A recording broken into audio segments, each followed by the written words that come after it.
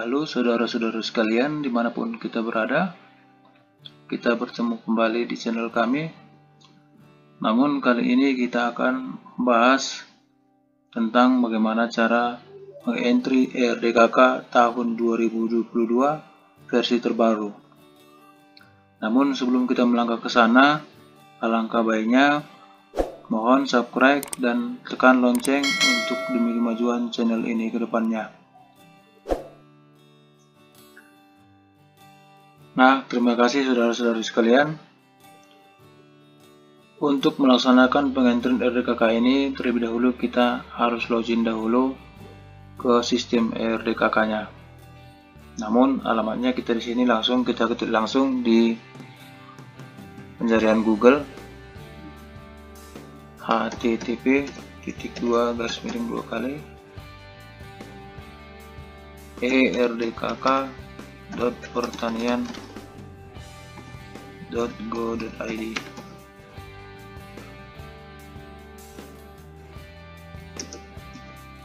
Nah, ini langsung muncul linknya teman-teman ya. Ke login, kita dapat klik langsung linknya.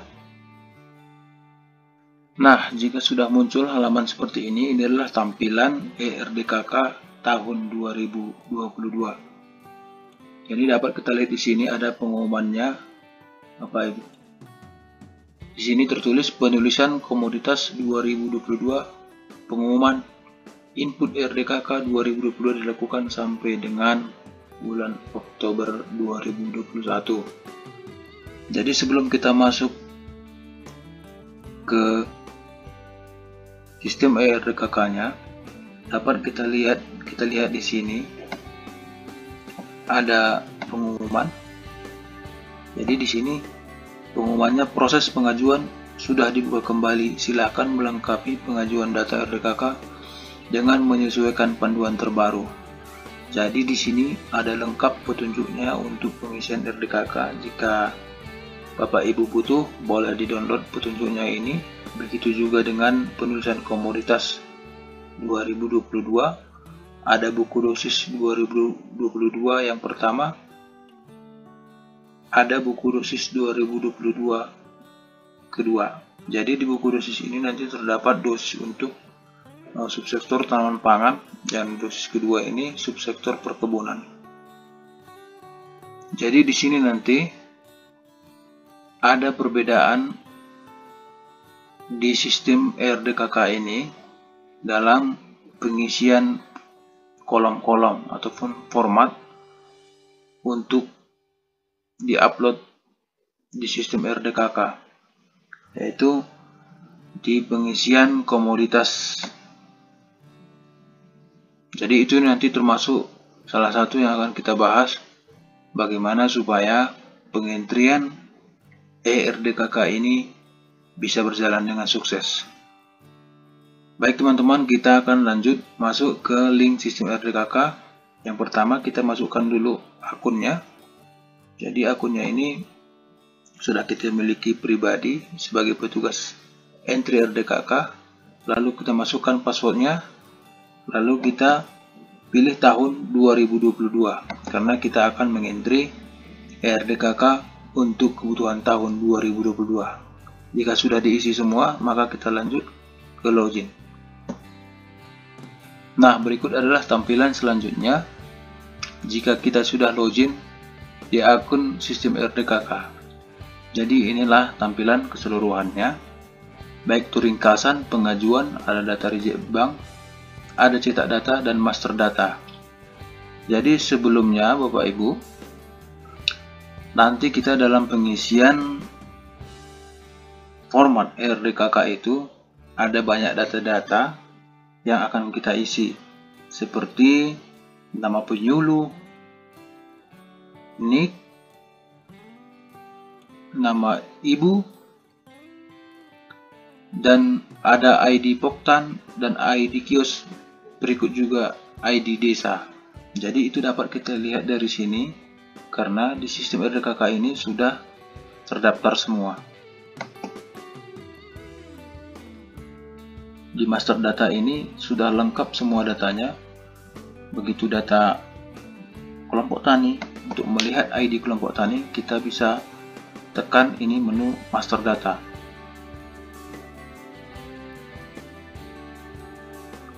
Nah, di sini teman-teman, di sini sudah lengkap semua ID Poktannya berdasarkan nama Poktan dan desanya.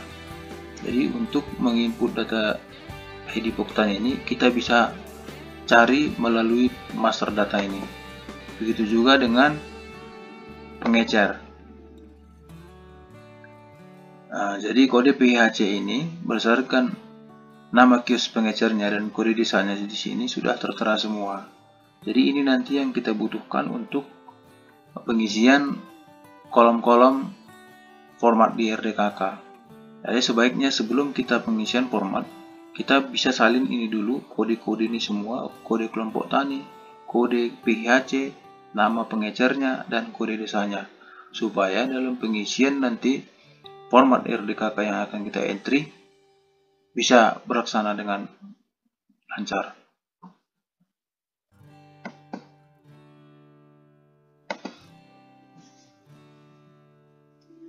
Oke, baik teman-teman, sebelum ke situ, sebelum pelaksanaan tutorialnya, jadi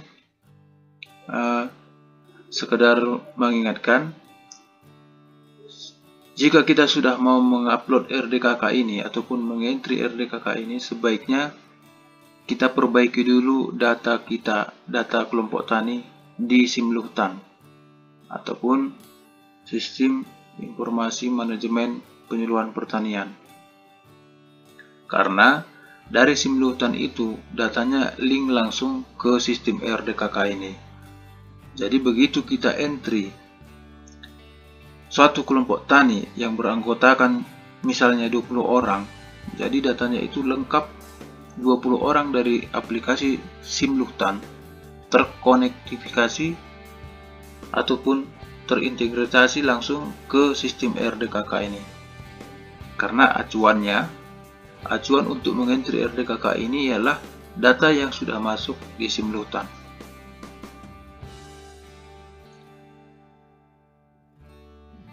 Oke, lanjut saja teman-teman. Untuk melaksanakan pengentrian, yang pertama ialah kita masuk dulu ke pengajuan. Di sini menunya di sebelah kiri. Kita klik saja langsung pengajuan. Nah, setelah kita klik pengajuan, maka muncul tampilan seperti ini. Namun dapat kita lihat di sini ada menu upload pengajuan. Kita dapat klik ini langsung. Nah, di sini muncul teman-teman, ada dia menu tata cara upload pengajuan RDKK. Jadi untuk pengisian format, langkah-langkah pertama yang akan kita lakukan ialah kita download dulu template ini, karena template ini nanti yang akan kita gunakan untuk pengisian data-data kelompok tani. Langsung kita download.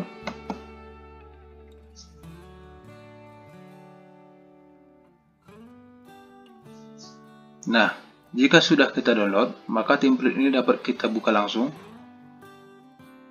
Baik teman-teman, setelah kita buka templatenya, maka tampilannya akan seperti ini, kosong. Namun ini ada sekitar 32 kolom. Ini format yang harus kita isi semua, yang harus kita isi data-data petaninya.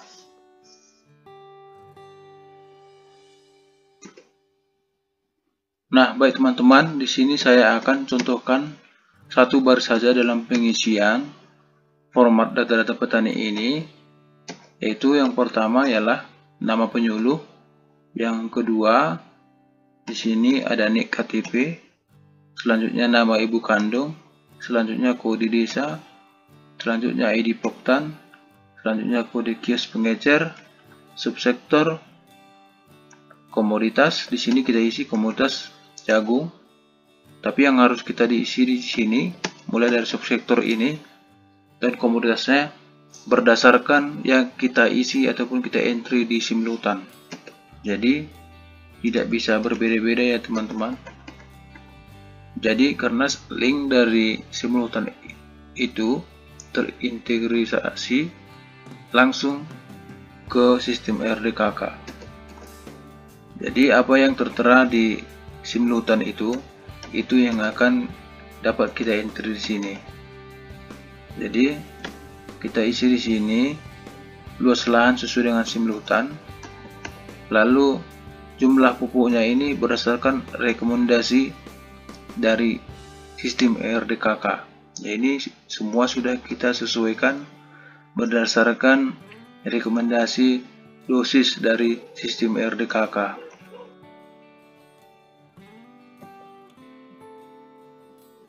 Nah, baik teman-teman, setelah kita isi semua kolom-kolom ini berdasarkan jumlah petaninya, jadi perlu kita ketahui di sini adalah kebetulan petaninya ini yang terdaftar di sini mempunyai 3 komoditas, yaitu yang pertama komoditas jagung, yang kedua komoditas padi, yang ketiga komoditas cabai. Jadi ini sebenarnya di sini anggota kelompok taninya ini hanya 6 orang. Namun ini kita buat 6 orang hanya sebatas untuk contoh ataupun tutorial saja ya teman-teman. Sebenarnya jumlah anggotanya hanya 6. Namun kita anjurkan di sini karena memang di dalam satu baris itu tidak bisa berbeda komoditas di dalam satu subsektor. Contohnya seperti cabai, ini sudah berbeda komoditas. Untuk mengatasi tersebut, maka kita harus membuat barisnya di bawah. Jadi setiap berbeda subsektor, jadi kita harus membuat baris yang berbeda. Jadi dalam satu nik di sini ada 3 baris. Yang pertama ini, yang kedua, yang pertama ini di komoditas jagung, yang kedua ini nik yang sama di komoditas padi, yang ketiga ini di komoditas cabai. Jadi yang kami pernah coba, yang sudah coba, yang berhasil, ya tekniknya itu seperti ini supaya lebih gampang. Namun nanti di pengisian ini luas lahan dan jumlah ataupun dosis pupuknya harus kita sesuaikan dengan luas lahan yang ada di simultan dan jumlah dosis pupuknya berdasarkan rekomendasi yang ada di sistem RDKK. Pada kali ini ada perbedaan teman-teman di pengisian komoditas MP3 yang tidak ada pertanamannya. Jadi sebelumnya teman-teman, jika tidak ada pertanaman di MP tersebut, kita dapat hanya mengisi dengan tanda garis seperti ini. Namun pada saat sekarang ini ada perubahan. Jika tidak ada pertanaman di musim tersebut, maka kita harus mengisi nama subsektor dalam satu baris itu. Contohnya seperti ini, subsektornya tanaman pangan. Namun di sini di musim tanam yang tidak ada pertanaman ini, untuk tanaman pangan kita dapat mengetik TP lalu tanda garis seperti ini. Lalu selanjutnya untuk subsektor hortikultura, jika tidak ada pertanamannya, maka kita dapat mengisi seperti ini. Kita mengetik hortikultura lalu diakhiri dengan tanda garis. Nah, baik.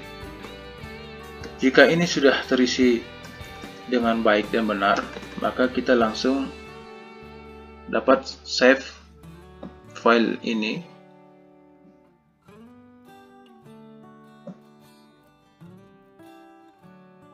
Dalam hal ini kita pilih save as.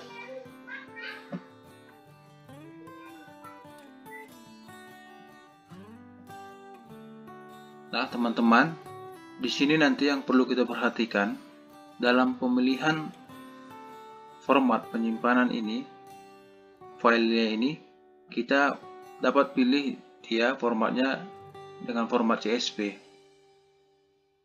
Jadi setelah kita pilih format ini, CSV, kita langsung save filenya ke dalam folder yang sudah kita sediakan. Kita langsung save ya. Nah, baik teman-teman, setelah file tadi telah kita save dengan format CSV, maka selanjutnya kita masuk ke halaman sistem ERDKK. Jadi di sini teman-teman sudah ada menu file. Setelah kita klik tadi pengajuan, lalu muncul ini.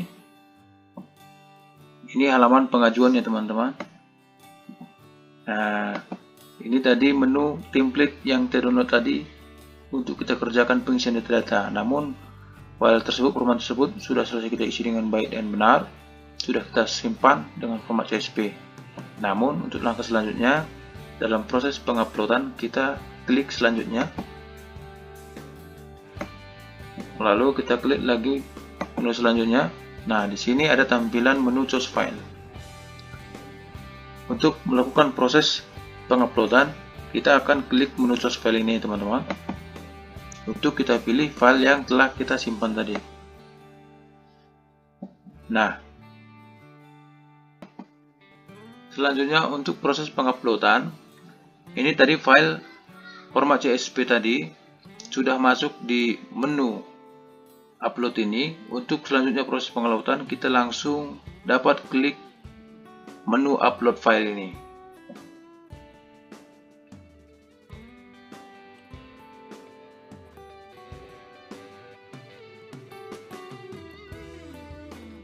Nah, setelah muncul halaman seperti ini, data Anda berhasil diupload, maka kita langsung bisa klik OK untuk kita melihat seberapa persen keberhasilan data yang telah kita upload tadi.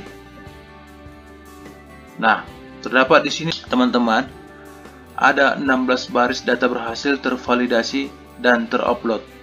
Nah, namun di sini berwarna merah di sini ada 2 baris data gagal tervalidasi. Nah, namun kita nanti akan lihat permasalahannya di downloadan revisi yang telah muncul di sini. Nah, baik teman-teman, ini adalah data yang gagal terupload tadi. Terdapat 2 baris. Jadi hal yang seperti ini seringkali muncul. Namun untuk lebih tepatnya, dapat kita lihat ke sisi kolom revisi apa yang terjadi, permasalahan yang menyebabkan data ini gagal diupload. Nah, di sini hasil revisinya bertuliskan total luas lahan per musim tanam tidak boleh lebih dari 2 atau total luas lahan diusahakan dimiliki di simultan. Jadi makanya tadi saya katakan sebelumnya teman, data ini terintegrasi dari simultan ke ERDKK. Artinya total luas lahan yang dimiliki di simultan itu adalah luas maksimal yang bisa kita entry di sistem ERDKK. Jadi untuk memastikan kesalahannya ini, untuk caranya untuk mencari permasalahan yang sebenarnya ialah, di sini dapat kita lihat nik KTP-nya teman-teman. Ini terdata ini satu nik. Tetapi ada 2 kegagalan ataupun 2 baris kegagalan dalam penguploadan. Ya, dalam hal ini terjadi adalah subsektor tanaman pangan dan subsektor hortikultura. Jadi untuk selanjutnya kita dapat save dulu nicknya ini teman-teman, nick KTP-nya ini, untuk kita searching nanti di pencarian sistem ERDKK.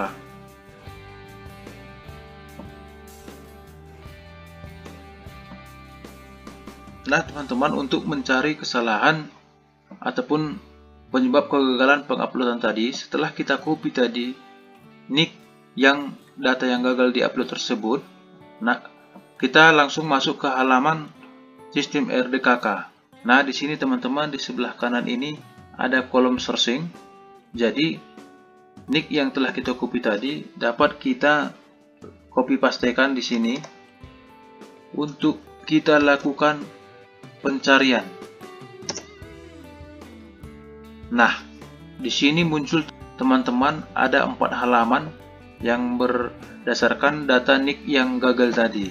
Jadi sebenarnya penyebabnya teman-teman, bahwa NIK yang penyebab kegagalan pengentrian tadi adalah bahwa NIK yang gagal tadi ini telah terupload di data kelompok tani yang lain.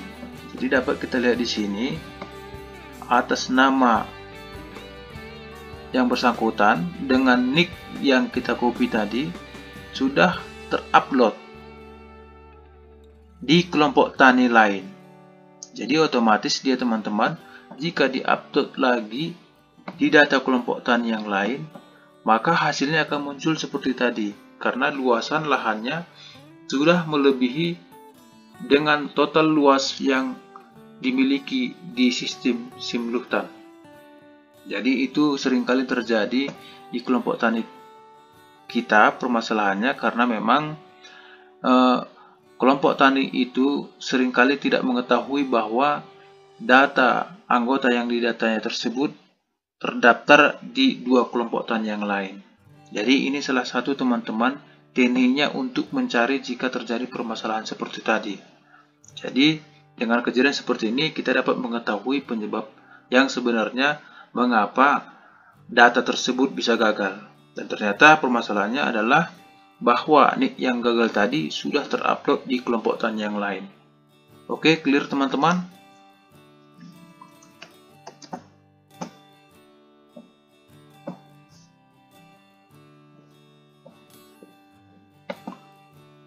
Oke, baik teman-teman, sekian dulu bahasan kita tentang cara tutorial penguploadan RDKK versi terbaru.